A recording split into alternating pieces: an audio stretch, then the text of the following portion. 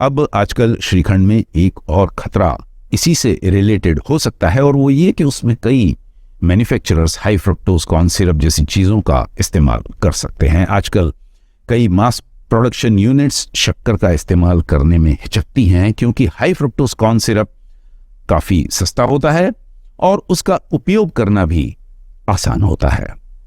तो यदि high fructose corn syrup जैसे जहर का उपयोग श्रीखंड बनाने के लिए किया गया है, तो फिर आपकी सेहत पर और भी ज़्यादा विपरीत प्रभाव पड़ सकता है।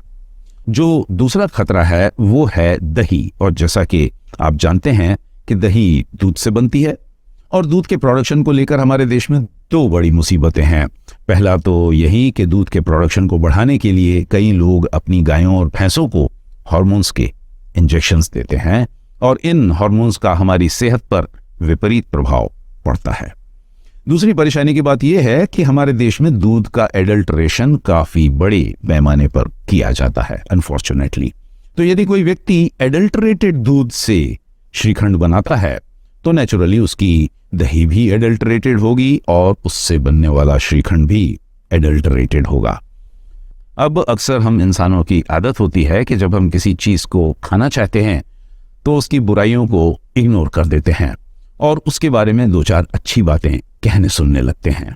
और इसी तरह से श्रीखंड फैन क्लब के मेंबर्स भी श्रीखंड के बारे में एक बहुत ही महत्वपूर्ण दलील देते हैं, और वो ये कि श्रीखंड बहुत हेल्दी है क्योंकि ये दही से बनता है, और दही एक हेल्थ फूड है क्योंकि वो प्रोबायोटिक है, जिसका मतलब है उसमें गट फ्रेंडली बैक्टीरिया होते हैं।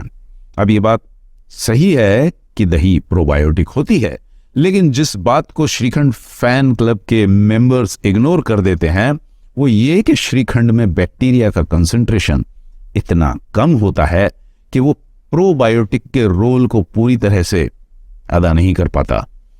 हाँ, ये बात सही है कि दही में थोड़ा बहुत प्रोटीन होता है, लेकिन देखा जाए तो प्रोटीन की बात करना भी श्रीखंड खाने का सिर्फ एक बहाना है, और वो इसलिए क्योंकि मैं ऐसे एक भी व्यक्ति को नहीं जानता जो श्रीखंड सिर्फ इसलिए खाता हो क्योंकि उसमें उसे प्रोटीन की डेली सप्लाई प्राप्त हो सकती है।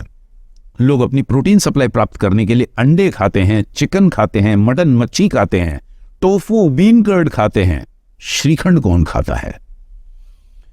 और यदि कोई खाता भी है तो उसे डिसअपॉइंटमेंट ही मिलेगा, क्योंकि वो सिग्निफिकेंट अमाउंट में नहीं प्राप्त कर सकता।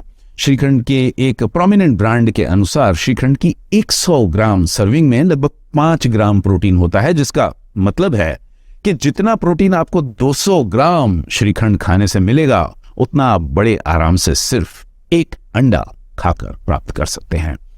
बीन्स और लेंटिल्स की एक सर्विंग खाकर प्राप्त कर सकते हैं। सो द फैक्ट इज, हर व्यक्ति श्रीखंड को एक बेहतरीन डेजर्ट होने की वजह से खाता है, उसके यूनिक टेस्ट को एंजॉय करने के लिए खाता है, उसकी क्रीमीनेस और उसके वेलवेटी माउथ फील को महसूस करने के लिए खाता है, अपने टेस्ट बड्स को एक 5 स्टार ट्रीटमेंट देने के लिए खाता है। कम से कम मैं तो इन्हीं कारणों से खाता हूं। इनफैक्ट श्रीखंड में जो भी कुछ थोड़े बहुत हेल्थ बेनिफिट्स होते भी हैं, तो वो भी उसमें मौजूद शक्कर की बेशुमार क्वांटिटी की वजह से वर्थलेस हो जाते हैं। यदि आप हमारे देश के श्रीखंड के पॉपुलर ब्रांड्स के न्यूट्रिशनल लेबल को पढ़ेंगे तो आप पाएंगे कि जनरली 100 ग्राम श्रीखंड में 40 से 50 ग्राम के बीच शक्कर होती है। ये शक्कर की क्वांटिटी कितनी ज्यादा है इसको आप एक कंपैरिजन से समझ सकते हैं, और वो ये कि यदि आप कोका कोला जैसे कार्बोनेटेड ड्रिंक की 350 मिलीग्राम की एक बोतल कंज्यूम करते हैं तो उससे आपको 39 ग्राम्स शक्कर की प्राप्ति होती है। इन अदर वर्ड्स, जहां तक शक्कर का सवाल है, श्रीखंड कार्बोनेटेड ड्रिंक से भी ज्यादा खतरनाक है। ऑफ कोर्स मैं यहां ये नहीं कहना चाह रहा कि आपको श्रीखंड छोड़कर कोका कोला या पेप्सी या इस तरह का कोई ड्रिंक पीना शुरू कर देना चाहिए, क्योंकि सच तो यह है कि वो भले ही श्रीखंड हो या कोक या पेप्सी, इतनी ज्यादा मात्रा में शक्कर खाना खतरे से खाली नहीं है। वर्ल्ड हेल्थ ऑर्गेनाइजेशन की एक रिकमेंडेशन के अनुसार एक व्यक्ति को अपनी टोटल डेली कैलोरिक इनपुट का सिर्फ 5% हिस्सा ही शक्कर से प्राप्त करना चाहिए। दूसरे शब्दों में किसी एक व्यक्ति को 100 कैलोरी से ज्यादा शक्कर से प्राप्त नहीं करना चाहिए, विच सिंपली मीन्स कि किसी एक व्यक्ति को 25 ग्राम से ज्यादा शक्कर एक दिन में नहीं खानी चाहिए।